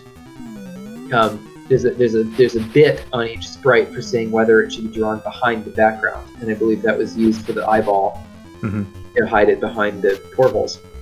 But there was an additional challenge there because I had to use 2 different blacks so that the eyeball was only visible in the porthole window and not in the black outlines between the wood slat. That's something I find interesting about the colors available on the NES. There's multiple blacks. Yep, and there's one black which you shouldn't use, as I recall. I remember working on it on Anomalous, and I was working with Bunny Boy at Retro USB at the time, and I was using, I think it was $0D or something. I think that was the color. And he said, don't use that because it produces such a weak signal on CRTs. It can actually mess with the signal. Yeah. Well, I stopped using that. And I think I even baked in my graphics editor, if I ever detect the usage of $0D, to replace it with $0E. It's funny I'm remembering all these technical details now talking about it. It's been quite a while now. Flashbacks. Yeah. Yeah, PTSD. This part's pretty interesting. It's supposed to be the back of a giant tortoise fortress that Mermon pilots. And so these are supposed to look like the segments of a tortoise's back, a really huge tortoise. It's alluded to in a conversation with an NPC in the first village. And I think at one point I was envisioning having cutscenes that would show this fortress from a distance, kind of like how when you beat all the robot masters in Mega Man, you see Dr. Wily's fortress before you enter it. I was thinking scene like that. So I don't know how many people actually realize that's what you're on. It's a big tortoise. It makes sense now that you're telling me. At first I thought it was more of sci-fi alternate zone like you've got to. Yeah. That's like a psychedelic kind of feel because you're so zoomed in on the tortoise shell. Yeah, and there's actually a soft lock in the game on the tortoise area. If you use the carry Atlanteal technique at just the right moment, you can get the camera stuck away from her. I think it's possible to. No, I think there's an actual soft lock there. Well, like where it breaks and you can't cover it. So, but thankfully, it's somewhat hard to make happen. That's since you're speaking about that, how did the testing and bug fixing go for the project? I think it went pretty decently.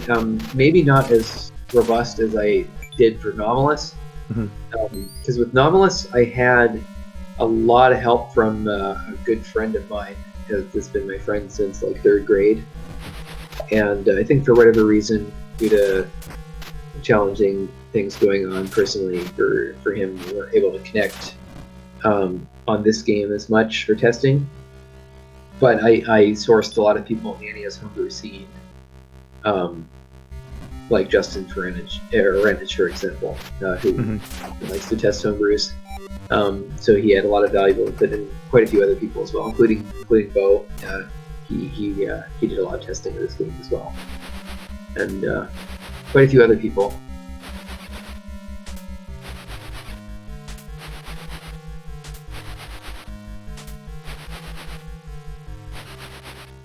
I like the music for this dungeon too. It gives that danger, eerie feel that it's the final dungeon. Yeah. In retrospect, I wish I had written more dungeon songs, and also one more overworld song. Like there's the adventurous overworld song that plays in the mountain area, and then when you go to the beach area, it's the same song. In retrospect, I wish I had written an additional song for the beach, and maybe a unique dungeon song for every dungeon. And I'm not so sure I like the default dungeon music. It's not bad, but it's kind of atonal and not very tuneful. And for so many years, I have deeply admired the dungeon music from the Legends of Zelda: Link to the Past. Both the Light World and Dark World dungeon songs, I just always loved those songs. I wanted to write something. I think at one point I wanted to write something like that, but probably would have had to spend more time.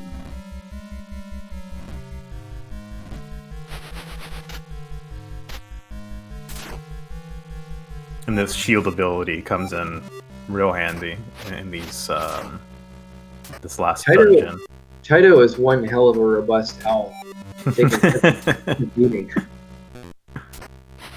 It's like he's made out of titanium or something. A robotic owl.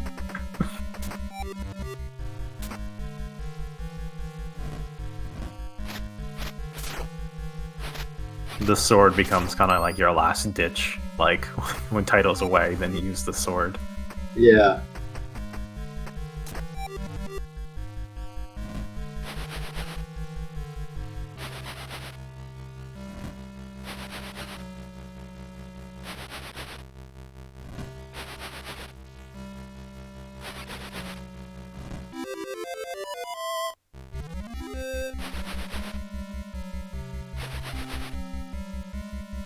How did you go about the level or the dungeon design?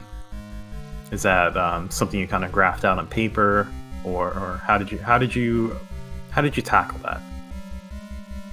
It was pretty tricky. I had my map editor, and I would design them using the map editor, and it was always a very iterative or improvisational process, because I never really knew, because I'd never built anything like this before, so I didn't really know what would come down the road, and so even things like if we want to draw like shadows in the corners, we also want to have rocks in certain parts, but we want to be able to have the rocks in the corner with the shadow or not in the corner with the shadow. We'd have to draw different compositions of tiles in order to account for that, because you don't have multiple layers. Like on this NES, you could have like the ground layer, and then you can have an item layer, and then you can have a wall layer. But on the NES, you just have the one background layer and maybe a couple of sprites. And so for things that would have required more layers, we had to create multiple compositions of different tiles. And so that was quite an iterative process to begin with. And then once we settled on a tile set that would work for a variety of those situations, then I would go about designing the layout. And there were some significant challenges, even once I solved the problem of what the doors should look like. There were problems with scrolling between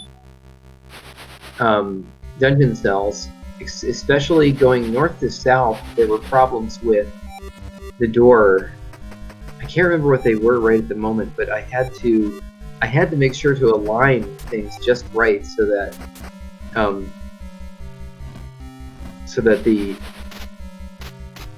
the pillar would be. I can't remember now, right? And it's have this vague memory of running into a very odd situation where I had to align things perfectly vertically when going between rooms, and it had to do with the pillars, but I can't remember the specifics right now. But then once those problems were solved, just coming up with the layout was just sort of experimentation, like creating passageways between different rooms, and then playing it and seeing if it felt like it was an interesting maze, and felt like if I could get a little bit lost in it, which was a bit challenging because as the programmer, eventually you know the layout of things really, really well, so you don't know how hard it would be for somebody else. But it was complex enough, like I was saying earlier, with the 4x4 room dungeon. It was complex enough. It was hard to remember where everything was, even as the programmer, and I felt, well, I could actually get lost in here. And then from there, it was coming up with single room puzzles. And I think at one point I wanted to create puzzles that were more dungeon wide. Like Zelda has a lot of really brilliant mechanics, such as there are some of those later dungeons where you hit a crystal that's like orange or blue, and it'll make all these little walls move up and down throughout the dungeon. And there's often a very elaborate way in which you have to navigate to hit the right switch at the right time, and you might be either standing on top of those risen walls or not, and it becomes very tricky. And I was maybe hoping I could come up with something that elaborate at one point, but again, the scope for such a tiny team is so big that I had to constrain to just single room puzzles. It's like even with those constraints, the amount of time and effort it took for each individual thing was rather large.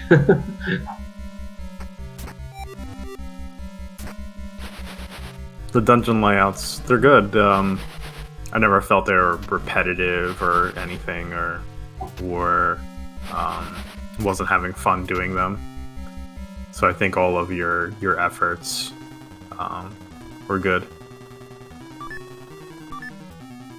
And it's final boss time.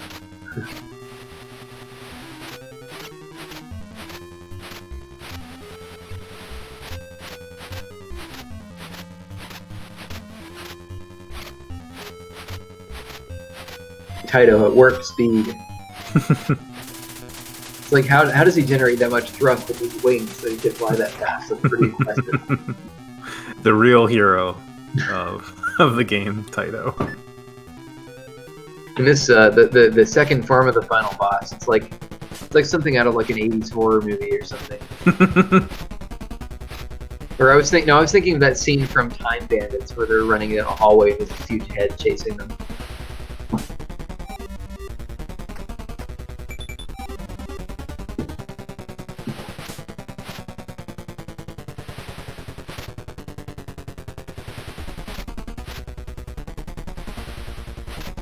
In a way, Mermon kind of resembles an evil Zora.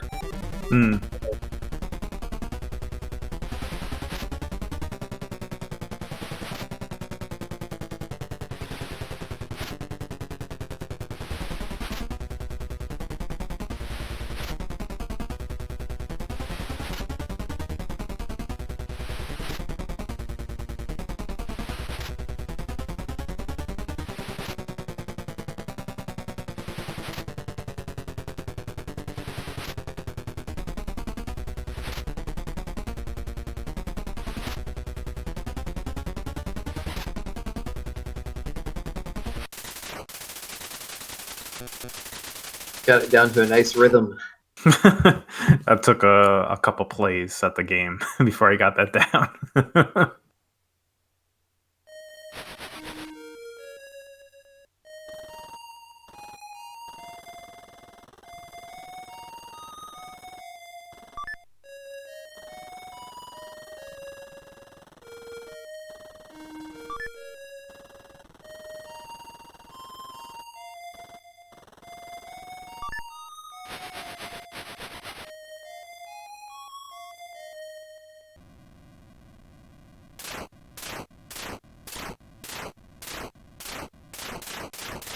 Oh, there you go. There's the key. Now you know it was a big turtle. Yep. Yeah, I think at one point I was hoping to have a cutscene introducing the final level where you'd see something like this, so maybe you'd know that's where you were going. But it was fun at least to have this final scene programmed.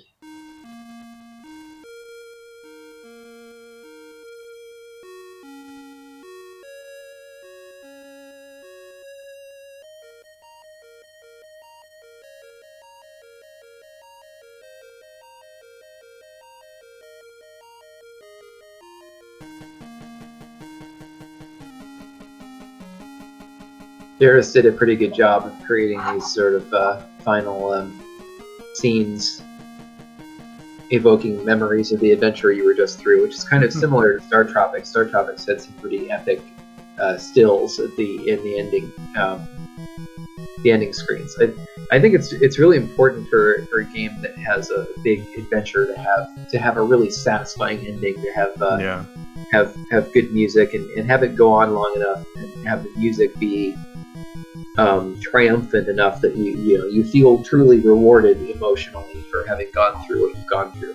I remember always I really loved the old games like Doom and Heretic and Duke Nukem and so forth, but I always felt cheated by the endings to those games because it's just like a single screen with like text on it. And it was often something depressing in the story. It's like I don't feel anything from that. I want to feel rewarded. I want to feel like what I just did meant something. So endings of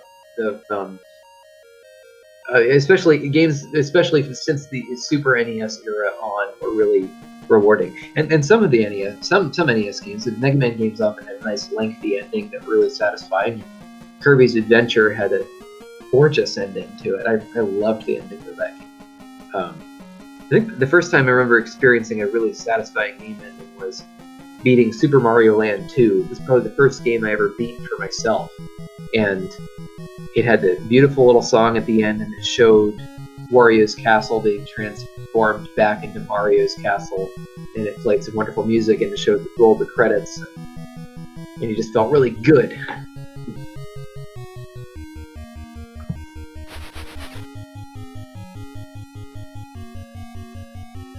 And here you see all the owls he rescued, all looking triumphant on their pedestals once again. So that was the game. So in retrospect to it, as the years have gone on and you've heard the reviews about it or other people's reception about it, how do you feel about the project? I feel good about it. I feel like a lot of people really liked it and still like it. Like people who get into the scene and find out about it because I was lucky enough to sort of get in on the ground floor when the NES homebrew scene was really starting to take off. Like right around the time of when I started the Anomalous project, that's right around when Battle Kid was getting released, and so it was still very early on.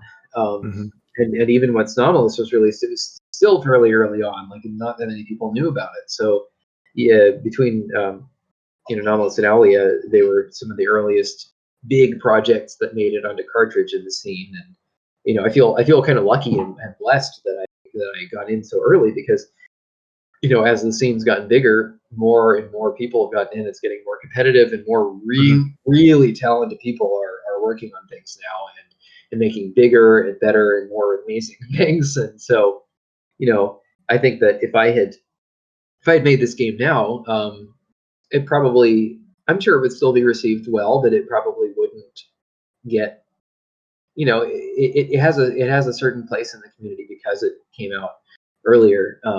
And so, I'm grateful that happened, and it's nice that people like it. And it being one of my first really big game projects, is quite a few things that choices I would have made differently because I misjudged the amount of experience I had versus the resources I had. But even so, fumbling my way through the project, I ended up with something that was pretty fun and enjoyable, and I'm happy with it. So yeah, That's great to hear it.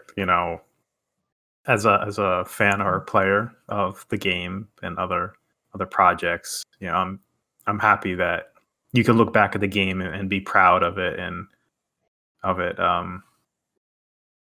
So you attended a lot of conventions showing off your projects, right? Or just a mm-hmm. few?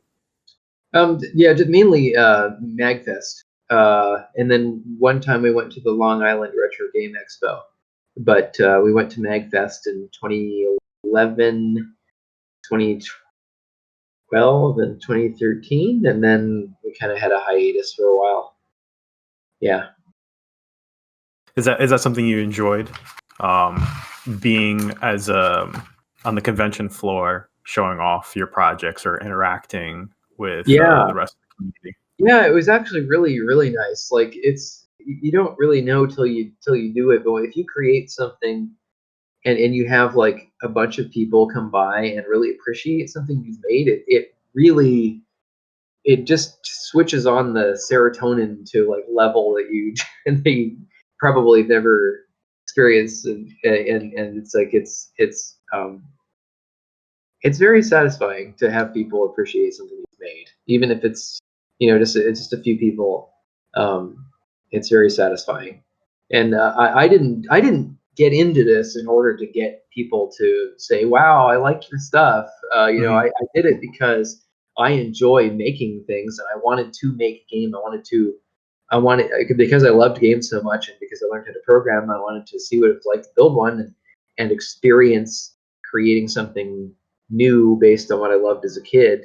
That would have been enough for me. And when I started, I thought I was just going to have like a ROM that I was going to give out for free. I didn't realize I'd wind up putting things on cartridge and be able to share it with other members of my generation that also fondly remember the NES. But now that that's happened and I've had the experience, and I'm very happy that it happened. It's one of the best experiences of my life, to be quite frank. So, yeah. Is that what kind of led into you eventually releasing your games for free? This game was after the sale. Eventually, you released it as a free download on your website. Yeah, yeah. I guess you know, it's a very niche market. I mean, I guess it's some of the games have actually gone on to have parallel digital releases that have gone on and attained a certain level of success. And I guess I never had the desire or ambition to push any of my projects to that level. Um, I'm so fond of the feeling of joy I get just from creating and not having a whole ton of responsibility making sure a product succeeds, that I just released it for free so that I could sort of not worry about the commercial success of something. And I'm happier that way. Like it's fast forwarding to now, even like my artist was my wife, and she left, so we had to split the IP. So I sold these Progressive Productions, and he's in conjunction with the 6502 Collective, released my third game, Trophy, and I think they're planning, I believe, at re-releasing Anomalous and Owlia, and it's nice.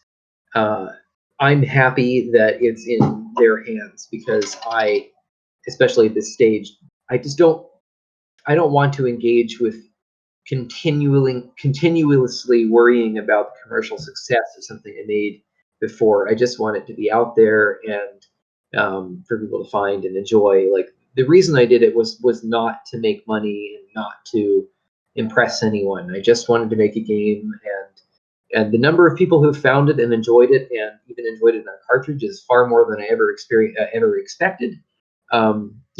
Probably a few hundred dedicated collectors all over the world, maybe, if that. But that's more than enough for me. I'm very, satisfied, and so I don't need to make more money from it. I'm just happy that I made it. Um, so you kind of moved on to Pico 8 development, and you've released several projects on that. You want to talk a little bit about your other endeavors? Sure. Yeah. Yeah. So Pico 8, I discovered Pico 8. I was working at a company called The Nerdery, which is based in Minneapolis, Minnesota. I was working remotely for them, and there was a guy there named Justin, who pointed me to Pico 8, and I was kind of intrigued, because it was supposed to. The screenshots I saw that looked kind of like a Game Boy Color. I'd never had a Game Boy Color. I had a Game Boy, but the square aspect ratio and so on looked a lot like Game Boy, and I thought, this sounds pretty neat.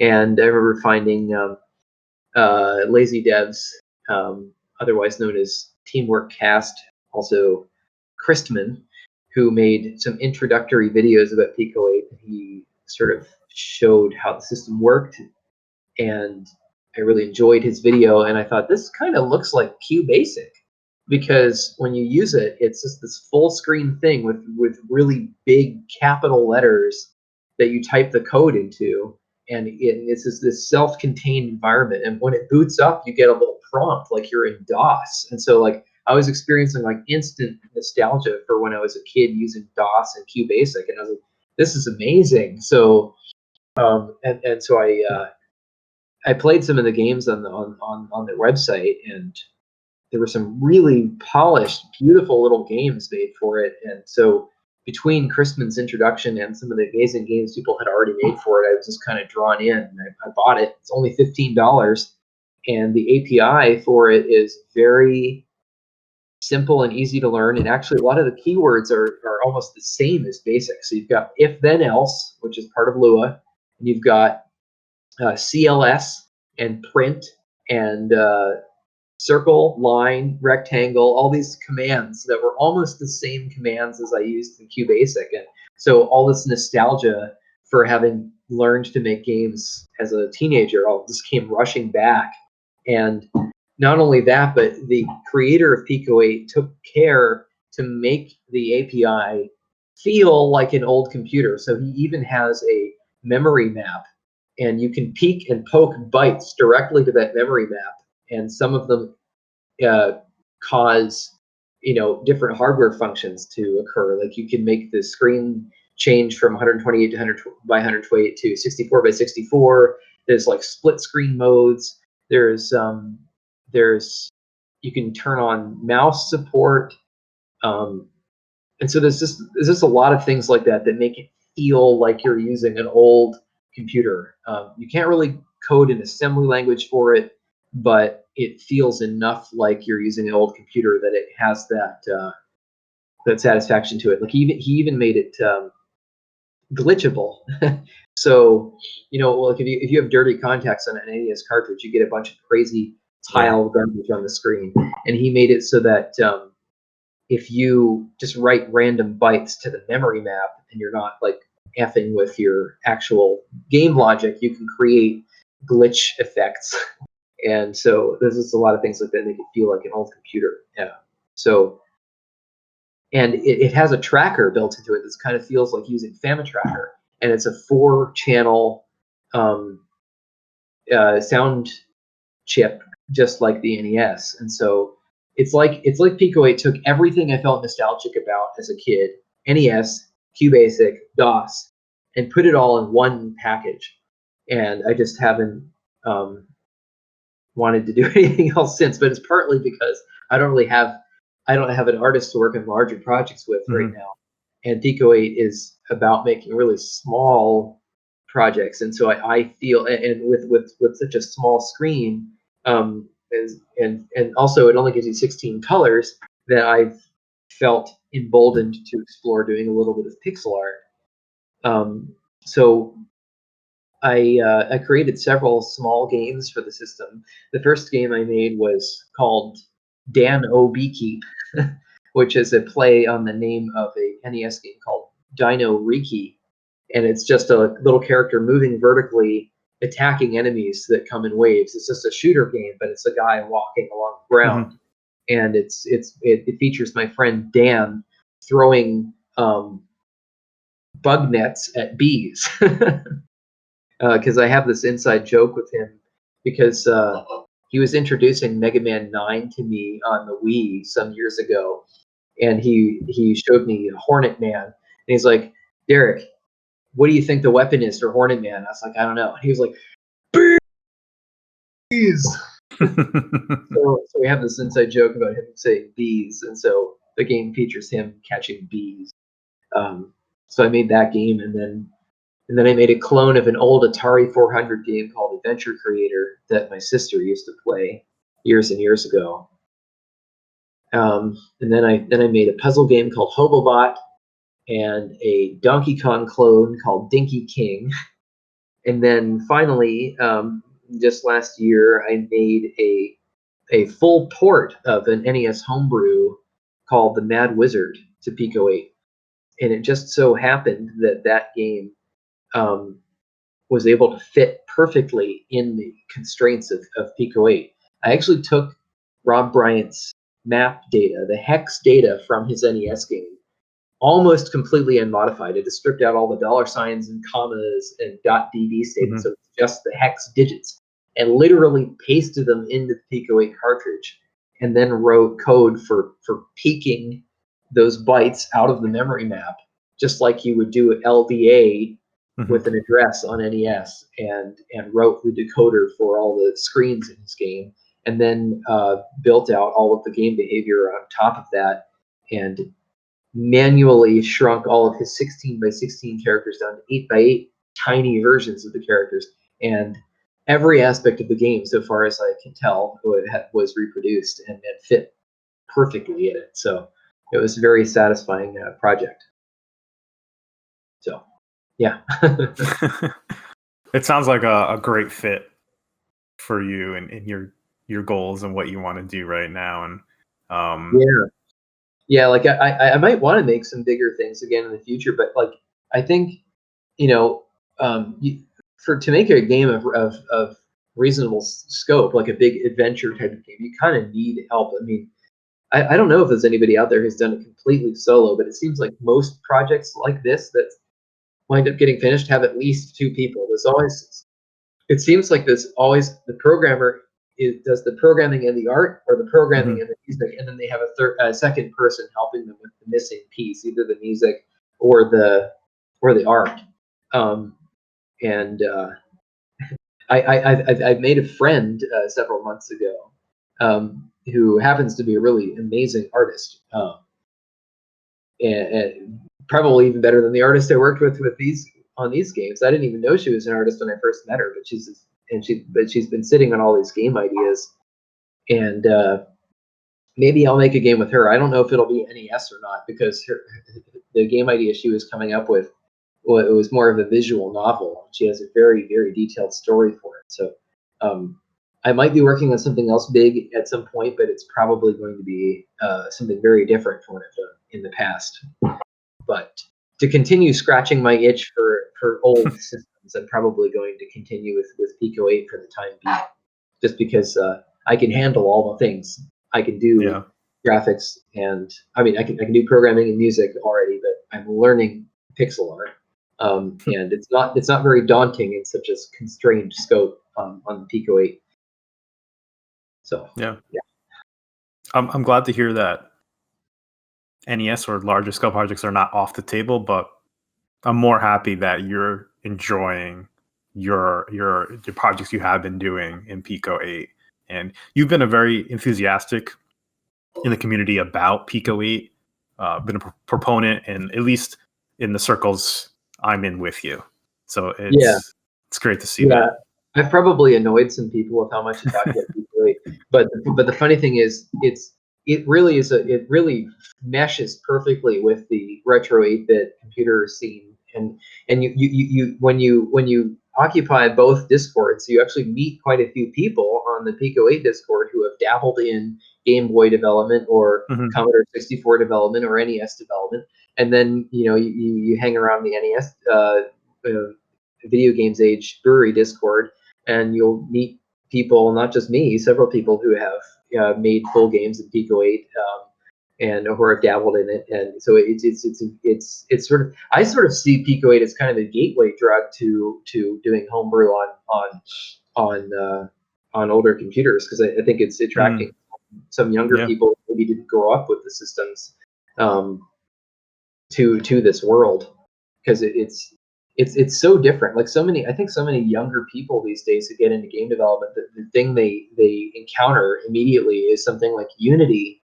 or Godot, or all these modern systems that are these giant, operating system like ecosystems of this huge tool with, um, that does nearly everything for you, and you have to learn how these things fit together, and there's an infinite number of options, and there's no constraints, and so young people can just get overwhelmed by that. But when they find something like Pico 8, they might experience what I experienced with, like, getting into NES. It's like this: you can only do these things. So if you want to make a game, you have to pick one of these few things in order to move forward. And it helps people learn how to scope down their projects and finish projects. So I think that constrained game development, sort of harkening back to the earliest days of game development, is probably always going to be around in some form, in order to teach people about how games are put together.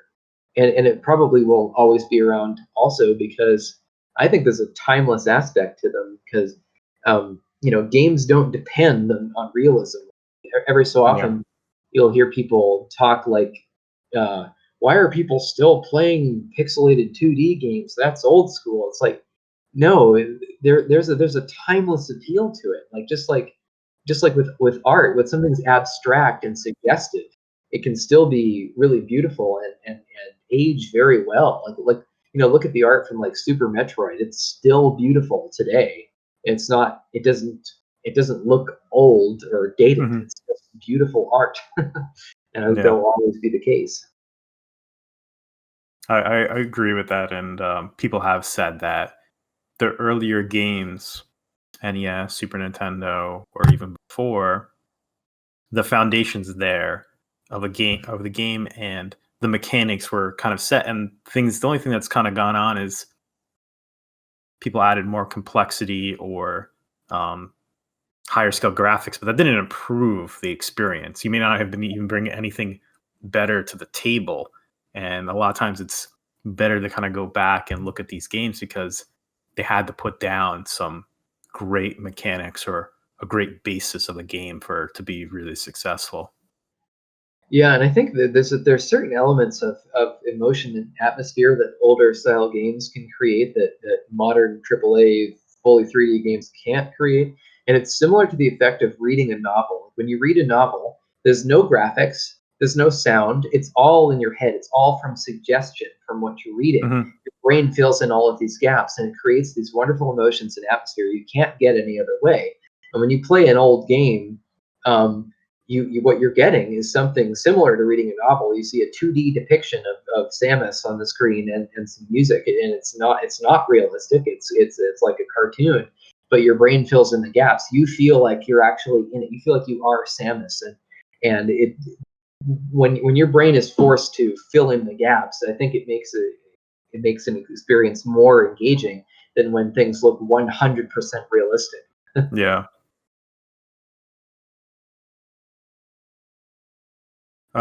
Anything else before we kind of close it up? I guess I don't have anything on the top of my head at the moment.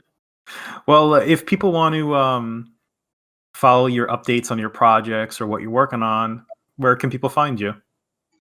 Well, I think the place I'm most active these days is Twitter. Sometimes when I'm doing something interesting on my latest Pico 8 experiments, I'll put out a tweet with a GIF Mhm. or something on there. So yeah, at Gradual Games on Twitter is probably the best place these days. Okay. Well, thanks, Derek, for joining me to look at the Legend of Owlia and to talk about your other works. Yeah, Um, thank you. it's been a pleasure. You too.